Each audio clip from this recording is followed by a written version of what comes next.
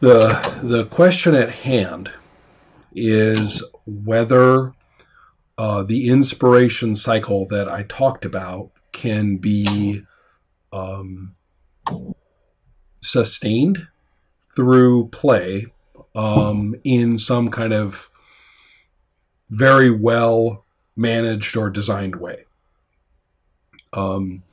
We should even back this up to a larger question of why do people play for a long time? Even, just as a thing. I guess we could take the worst case scenario. Perhaps the answer is they play for a long time for reasons that nobody understands and no one controls.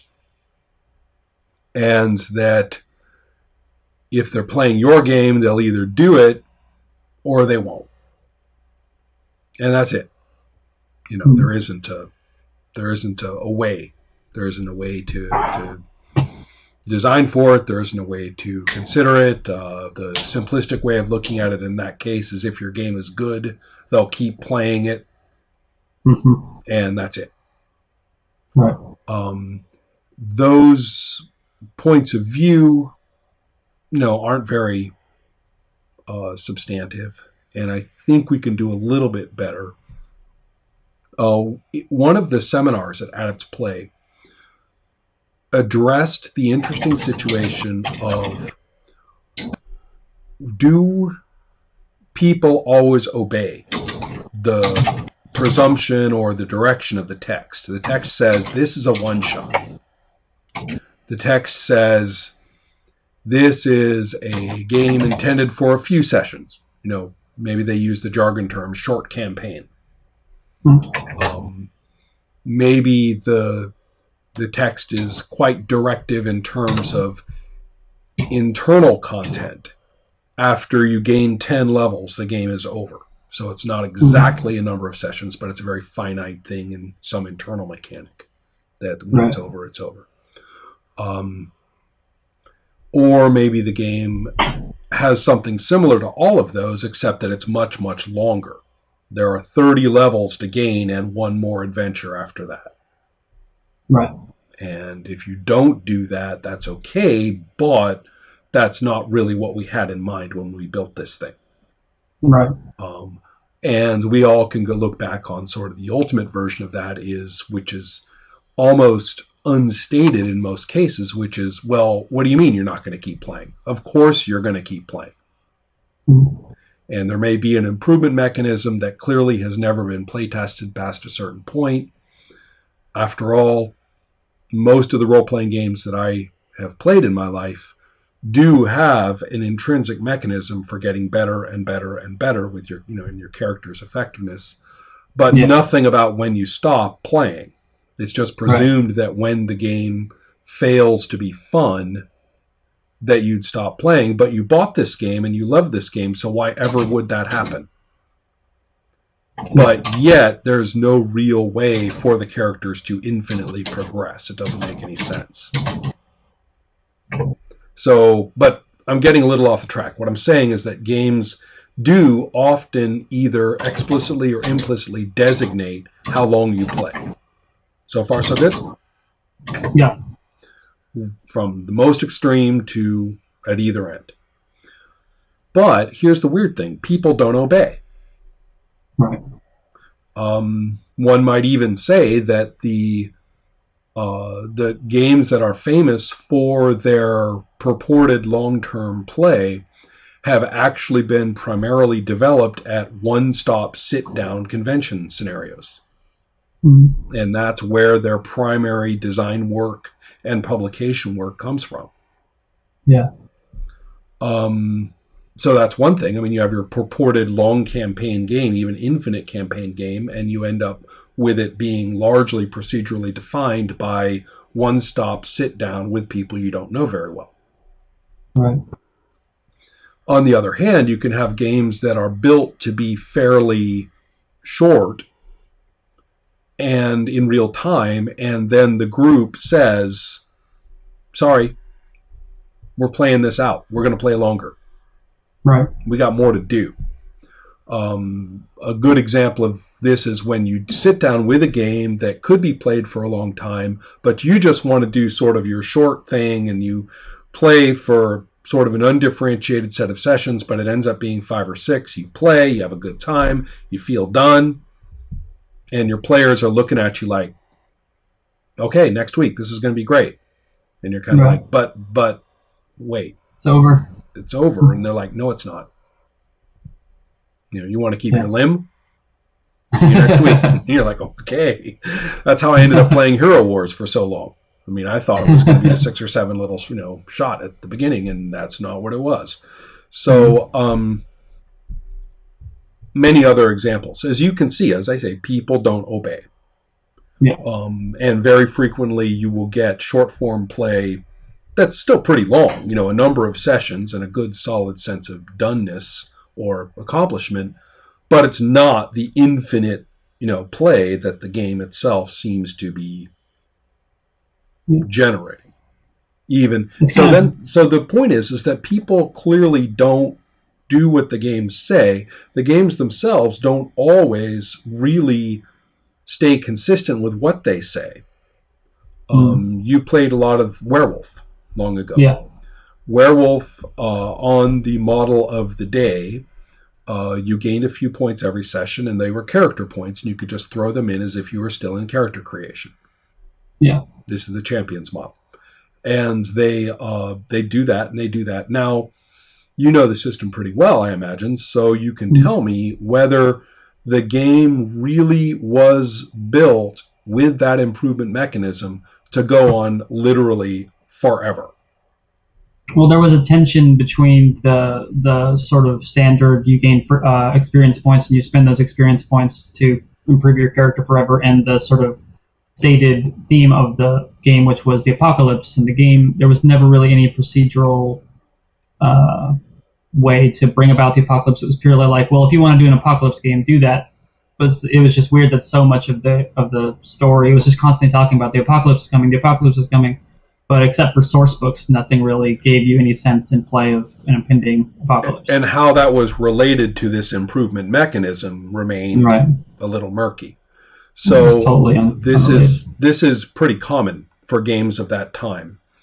I won't go into it for too much time. I babble about this way too much, but I talk a lot about how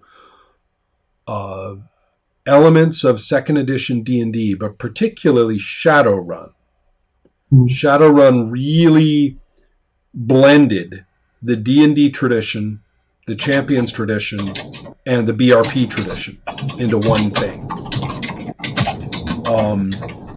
And from that point, nearly every game was basically just a hack of Shadowrun.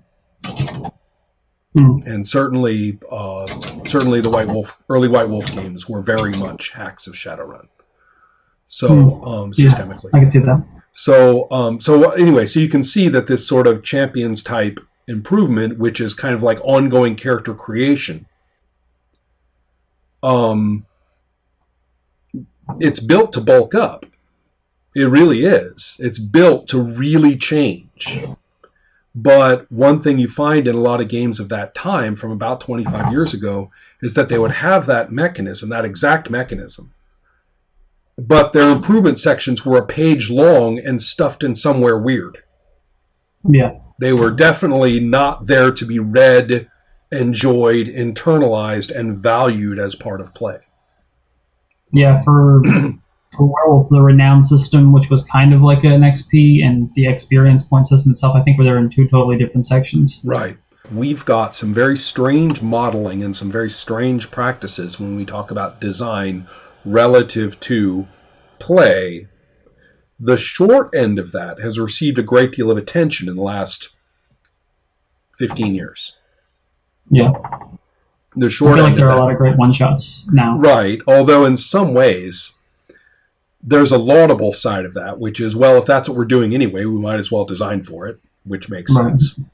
And then there's sort of the less positive view of that, which is that, it's kind of a cheap way to to avoid a thorny design question. I mean, frankly, if you and also it lends itself. My real criticism of one-shot design that's really dedicated that way, and speaking as somebody who has designed a couple of these, is that they very frequently just become skits.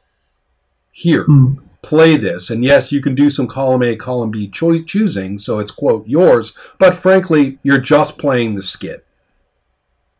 And we all know the skit well enough, and its source material and so on, that we're going to jump in and basically do, I don't know, kind of a fanfic LARP, sitting down, right? And and everybody will say how great this game is. And since it's over fast, and we quote had fun, it's awesome. It's a really it's a good way not to design a game well. If you're going to not design a game well, that is one way you can do it, is to rely simply on the enthusiasm of jumping in together, suddenly looking at the source material and going, "Oh, I can do that," and putting on your Spock hat or your River from Firefly hat or your Monty Python hat or whatever it is that you know how to put on and do, and then you all do that at the table and you're done. So it also seems like it's easier to front load the fun bits that you might have in a game than to figure out how to make that work in the long term. Right. At least from my experience.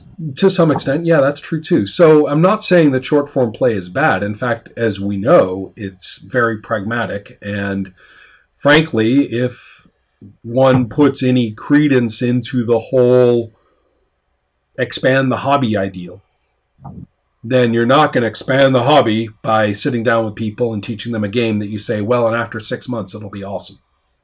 Right. So therefore, again, if that's a variable of interest. Let's think. On the one hand, you could do the latter-day Dungeons & Dragons and its variants, which is to provide a very well-designed ladder-up. Right. And that has a finite end, and it is there to do, and the presumption is however much you do of it will be fun in and of itself.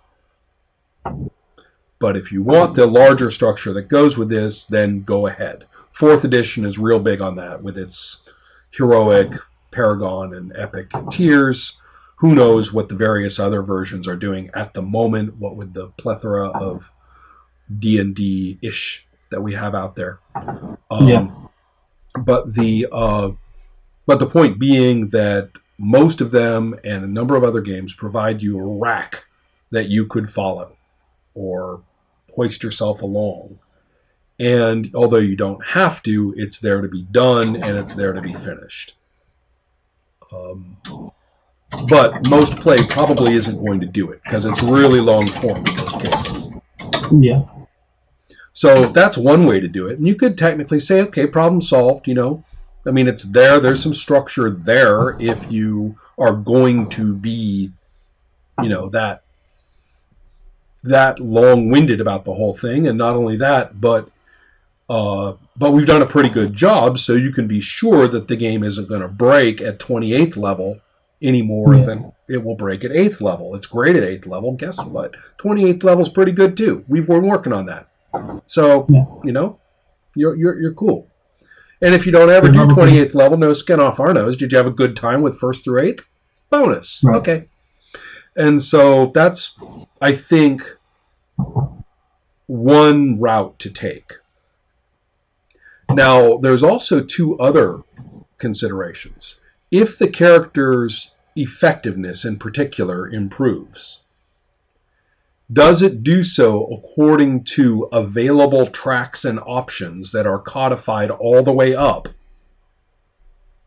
Or are they done very much in a sort of revisit character creation and now you just have more of it?